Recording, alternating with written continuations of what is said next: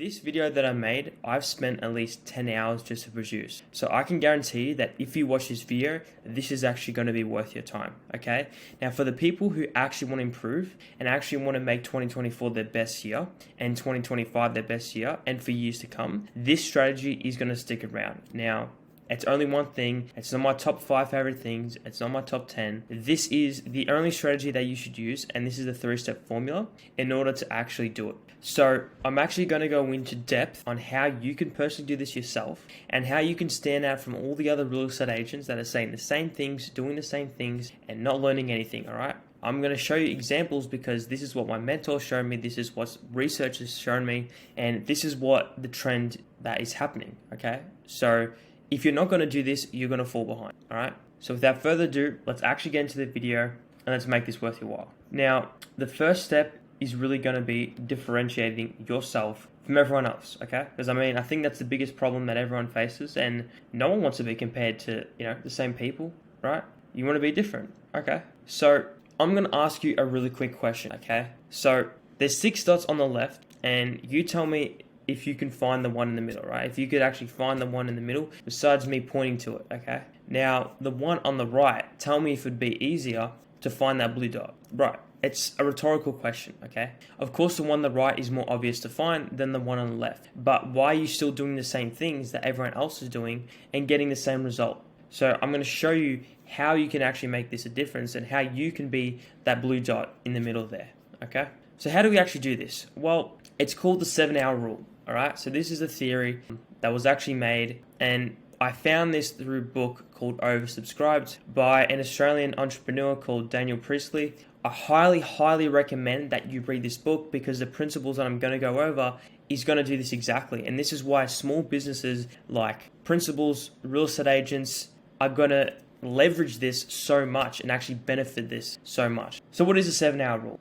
Well, the 7-hour rule is actually a statistic that was found by Google, and it's called the 7-11-4 rule. So people are more likely to trust you if they've at least watched 7 hours of your content, had at least 11 different conversations with you, or seen you in 4 different locations. So this is a very good statistic because this means that if you just have 7 hours of content, right, that people have watched, then they'll trust you 10 times more than the other real estate agent, okay? So you are really making a 7% dent in their 7 hours needed for a lifetime of trust. Imagine if you only had to produce 7 hours of content and that's all you needed to gain the trust of someone or a buyer or potential vendor, okay? How much of a difference would that actually make for yourself, right? So how can we actually put this into play and have some actionable steps to do this? Well, if you're thinking that, that's great because I've got the answers here. So you want to choose a platform that suits your personality best. I'm not sure what that is for you because I can't go to every single person and tell what it is. You have to find it for yourself. Now, whether that's Facebook, Instagram, YouTube, or even very popular right now is podcasts, all right? Now, whatever suits you best is what you should choose. Whatever's easier, more convenient. Maybe it's less time consuming. Facebook could be a great option, especially for real estate agents because they run there all the time. So I want you to choose one of these platforms, and you should be actually doing this on all platforms, but choose one just for now. That way that you're actually going to be posting at least 7 hours of content, all right? And then next is actually, well, what do I even speak about? Well, that's a great question. So you want to be talking about stuff, example, like market trends. You can do this by using the green filter on TikTok or Instagram, and you can actually have an article and speak about your opinion on that. I have a good video there if you want some more video ideas, so I highly recommend that you check that out if you would like to watch that video and get some more ideas. You can also put some advice that you would give to vendors before selling. So what are some great tips to give to vendors to increase their house price before the auction? And also some controversial topics that the government has potentially made, and what's your personal opinion on it? People would love to hear what you have to say, all right? Okay, so now you've got your platform, you've got what content you want to produce. Now all that's left is actually what times should you be posting these. I personally have found the best results personally on Instagram and TikTok. This can be very different to Facebook or YouTube. However, from my personal experience, I've found that these times, 10 a.m., 3 p.m., and 8 p.m. work the best. This is just when people are on their phone the most, okay? you can play around with this. There's no certain time that you have to post, but it would be great if you consistently post at that time. You would ideally want to be at least doing 3 posts a week, minimum a week. If you can do more than that, that'd be great. But just to start off with, test some things out, see how it works, see what results you get. I would just choose that for now. All right. So there's a lot of common misconceptions when it comes to actually filming content. All right. Firstly, you need to have a good quality camera. I'm just using the camera that's on my MacBook, so it's nothing that great. Secondly is you need perfect lighting. It's not really true. As long as you've got, some natural lighting, you don't have to have a whole studio of lights. Don't let that hold you back, okay? And the next is having that internal belief of, oh, well, I don't like social media. It's never worked for me. I'm not really used to technology. I'm not a techie person. I can understand that, but do you really want to get to the next level and actually take your career to the next place and stand out from everyone else? That's for you to decide, okay? But you don't have to be a technical person to do this. I mean, it's very simple. And the last thing is, people just want to hear what you have to say. I mean, that's what social media is at the end of the day. It's just your own personal opinion.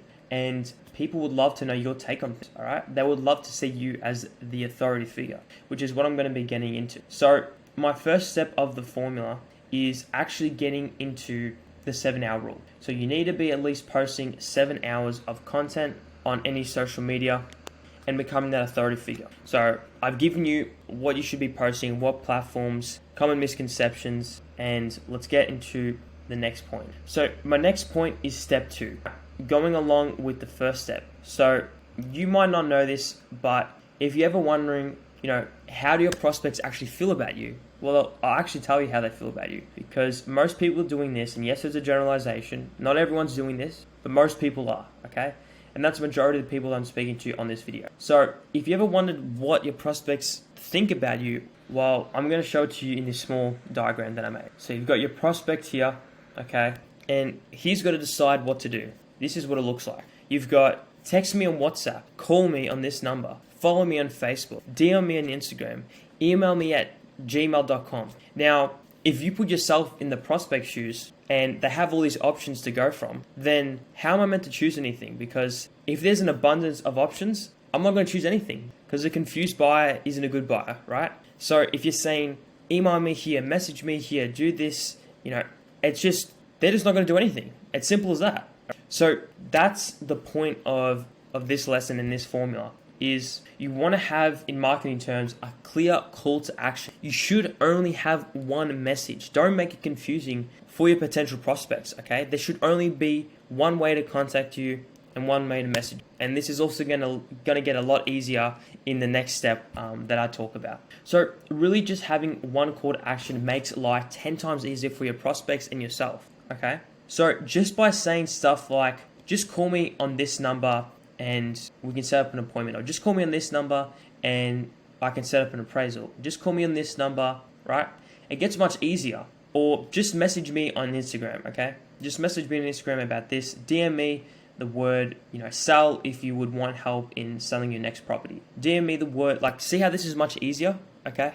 Or just click the link in my bio, all right? You want to have one clear message, because you're going to confuse the heck out of all your potential vendors, buyers, prospects, and you don't want that happening, all right? So I've made a funnel here on what this might look like for yourself, all right? So we've got your content, your 7 hours of content like we spoke about before. Then you've got people who are following you. Then you've got people who clicked on your link, whether that's to call you, whether that's to message you, or whether that's to go on a website or a landing page, okay? Let's say it's a landing page for this instance. They're going to sign up to a lead magnet, which we'll get to. Then they may book a meeting on your calendar. Then you might get into an appraisal or a sales presentation, and then eventually getting to the close. Now the close is going to be so much more easier, and you won't even have to sell them, because it's like they already met you and know you from the 7 hours of content, okay? So from there, we're going to create a lead magnet. Now what is a lead magnet? Well, the definition of it is a lead magnet is a complete solution to a narrow problem. I'll give you an example that relates to real estate. An example is, how can you increase the value of your house before auction day? All right, I'm going to give you the top 10 things you must do, right? You must do before you sell your house to increase your value on auction. So the solution, all right, how to increase the value, and the problem is, before auction day to get the biggest price, all right? and you probably already have something like this on your website. You want to make this more personal. That's the power of a lead magnet, getting in the details, email, phone number, and helping that funnel, okay? So the best way that you could learn about this is a book called $100 Million Leads by Alex Hormozi. Once again, highly recommend that you read this book, okay? It's going to teach you a lot of stuff about getting more leads and learning more about lead magnet. So he's pretty much the god of marketing. Highly recommend that you check some of his stuff out, all right? But that's the second part of the formula, which is really going to be having a clear message. Have a clear message on what your prospects want you, how they're going to reach you, all right? What are you going to say to your prospects? What is your main offer, okay? That's all it should be, one offer only, one. Make it simple, make it very simple, okay? Now next is going to be step 3. So if you see here, you might run a typical ad such as Facebook, Instagram. You're putting money into that ad and then you're burning money into that ad. And you wonder why. Why doesn't these Facebook ads work? No, it's a waste of money. We put this much money in and it doesn't work. Well, I'm going to tell you why. This comes from a quote. His name's Peter Trucker.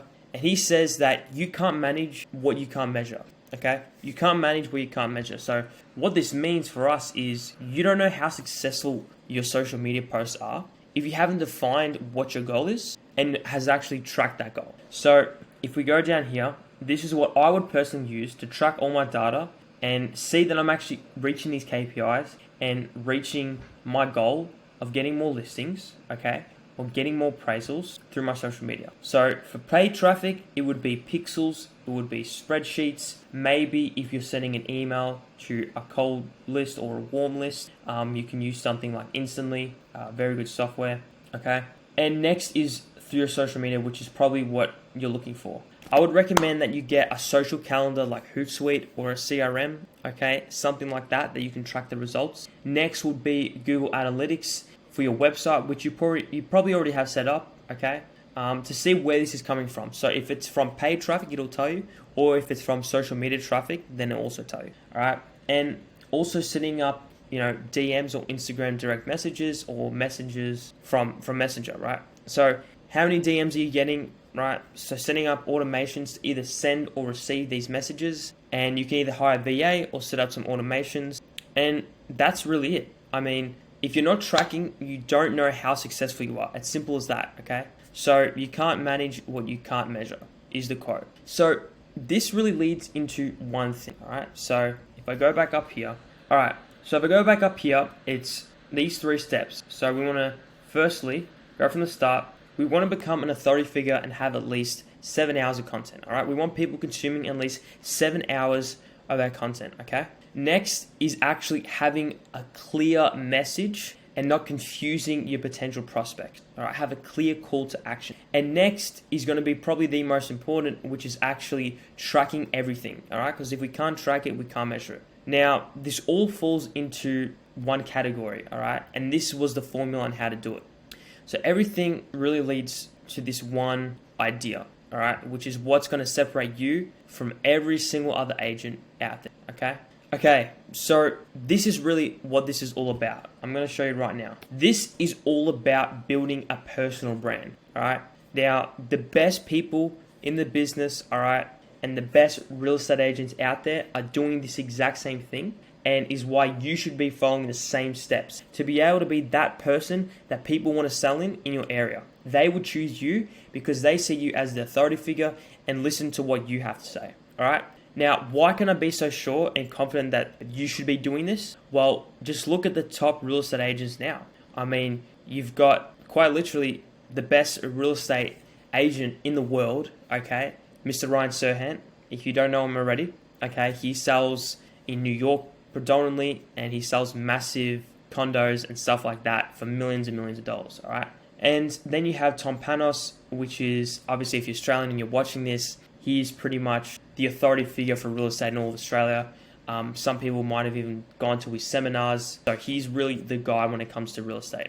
This is what you should be doing, but you don't have to have millions of followers. You just have to have enough in your area to be that go-to person that when people go to sell, they choose you, okay? So if you did enjoy this video, I appreciate you sticking around. And all I ask is that you subscribe and you keep watching the videos I have to put out, because I want to give you guys as much value as I possibly can. and tell you my insights on what I think is the newest trends in technology and where the market's going, all right, in digital marketing. So please, if you did enjoy this video, just subscribe. That way I can actually see if you guys want more videos like this. So if you did enjoy this, it was great making this video, and I can't wait to see you on the next one. Bye for now.